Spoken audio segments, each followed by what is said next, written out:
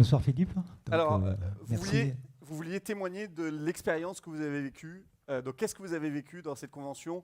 Alors, je rappelle, c'est 12 jours, c'est des sessions, 6 sessions de 2 jours, où il y a une réunion à peu près d'une centaine de chefs d'entreprise qui sont picousés à toutes les problématiques du climat pour d'un coup se dire, mon Dieu, la planète brûle, il faut faire quelque chose.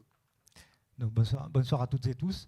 Donc, pour ceux qui étaient là l'an dernier, je vous annonçais qu'on candidatait à ce dispositif qui est la Convention des entreprises pour le climat. La bonne nouvelle, c'est qu'on avait été retenu, et je remercie Olivier Brett qui est dans la salle, qui nous a retenu pour ce dispositif. Donc, qu'est-ce qu'on a vécu? Alors, déjà, le principe, c'est un petit peu la continuité de ce qui a été fait en 2019 dans le cadre de la Convention citoyenne, où 150 personnes avaient été retenues. Là, il y a Éric Duverger, donc un ancien directeur de Michelin, qui a eu une idée et qui s'est dit on va faire la même chose avec 150 entreprises sur le territoire national. Régional. National. Ah, national pour la première. Parce que tout simplement, la décarbonation et le plan climat ne peut pas s'envisager sans les entreprises. Donc, dans l'action régionale, nous, on a participé, donc avec des collègues qui m'avaient sollicité en me disant il faut y aller, en fait, vous êtes en plein dans la RSE, il faut vivre cette expérience. Alors, je rappelle quand même que Jean-Pierre Joubert est directeur de D3E, et D3E est un ancien lauréat qui a gagné le premier prix il y a 2 ans ou 3 ans. Oui, 2021. Ouais. Voilà, 2021. Donc on pourrait se dire, c'est bon, moi je suis bon en RSE, je sais tout, etc. Je n'ai pas besoin d'appartenir à ça. Mais vous avez décidé d'aller plus loin. Oui, je crois qu'on a bien fait parce que ça nous a vraiment fait prendre conscience des enjeux climatiques, en fait. Et d'ailleurs, je crois que vous avez quelque chose à nous lire, que vous avez lu là-bas, quand on vous a demandé de faire quelque chose sur la séquence qu'on appelait la séquence sursaut. Oui, donc je suis venu avec mon carnet de bord.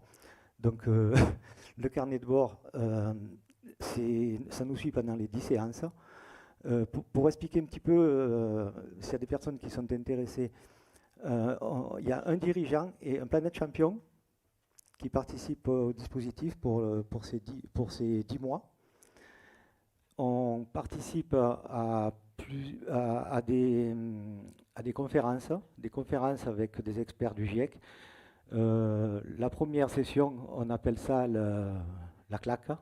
Je peux vous dire qu'on l'a prise parce que ça remue énormément de choses. Les accompagnants, les COFA, donc coach facilitateurs qui nous accompagnent dans ce dispositif, travaillent beaucoup sur l'intelligence émotionnelle. Ils travaillent aussi sur l'intelligence collective et des groupes de travail. En camp de base, on est 10 entreprises. On était 67 entreprises pour la région à avoir participé. Des petites, des grandes, à tous les niveaux. Et on en est sorti soudés et avec de beaux projets. Donc Philippe m'a demandé de lire un petit peu la synthèse de ce que j'ai vécu. Je vais tenir le micro. Voilà, il y avait une séquence s'appelait Sursaut, et en fait, c'est de dire, voilà, j'ai vécu tout ça, maintenant, qu'est-ce que je retiens? Et chacun devait témoigner de ce qu'il a retenu de ces 12 jours vécus en immersion. Donc, engagé dans la CEC après des témoignages poignants d'amis dirigeants qui avaient participé à la première édition, j'étais à ce moment-là profondément bouleversé par un été de sécheresse, ayant privé ma commune d'eau au point de ne plus en disposer au robinet que quelques heures par jour. Avant la session 1 de la CEC, j'étais dans une routine inconsciente, je manquais d'informations sur les urgences climatiques, la préservation de la biodiversité et des ressources naturelles. Cette session a éveillé en moi les souvenirs racontés de ce qu'était notre territoire au début du siècle dernier. L'eau était abondante dans nos fontaines et lavoirs de village, les sources coulaient à flot en bordure des pâturages, la frugalité et la simplicité formaient le ciment de nos familles paysannes. Je suis le grand-père d'un petit garçon qui aura 30 ans en 2050.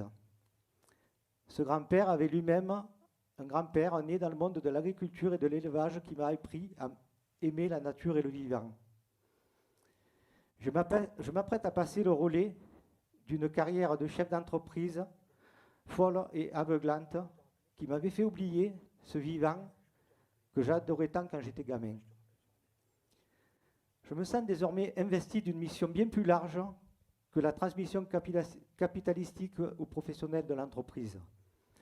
À ce titre, je m'engage pendant cette phase d'accompagnement à rappeler nos collaborateurs aux bons souvenirs de l'histoire de notre territoire pour les convaincre qu'ils ont tous un rôle à jouer dans l'entreprise, dans leur famille, mais aussi dans leur écosystème pour préserver le vivant.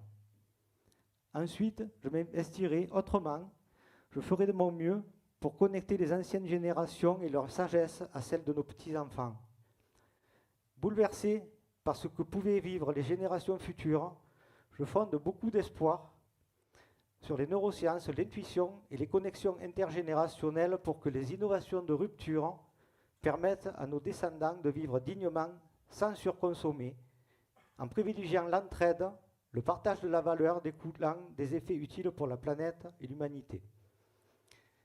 Voilà, c'était la petite synthèse qu'on nous a demandé à la sortie.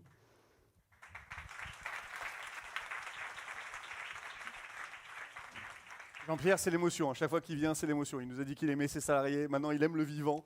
C'est bien. Les deux. Pour ceux qui étaient là l'an dernier, les deux sont connectés. Vous avez assisté à la petite histoire sur la petite fée. Donc, j'espère que dans vos recrutements, vous avez vécu des belles histoires d'amour. Alors, Jean-Pierre, justement, dans votre entreprise, vous avez changé quoi? Alors, ce que je vais changer, moi, je suis vers la sortie. Donc, je vais appeler mon associé et futur président, puisque je passe la main. Et je vais les accompagner pendant 1 an et demi. Mais c'est du long terme.